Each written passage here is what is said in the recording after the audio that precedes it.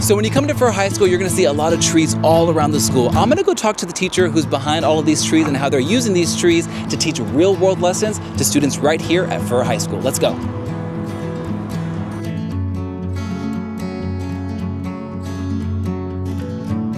I teach agriculture, so I'm part of the career technical education program.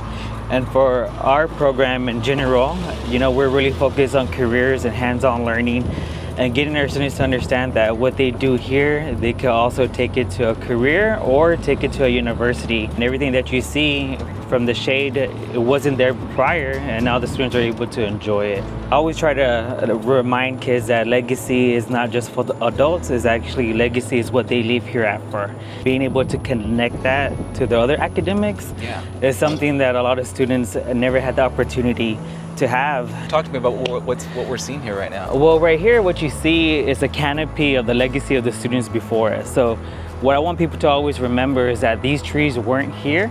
They weren't incorporated into the garden, that the students planted them. We also have a program with our feeder pattern at Holland and at Pleasantville, so we go and volunteer as well. And so we help them with their gardening spaces and show them best practices, so that way the awe wonderment, this just doesn't happen right at Furr.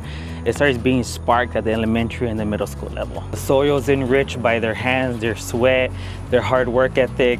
So we just help, with link learning, like helping kids understand all of it is interconnected.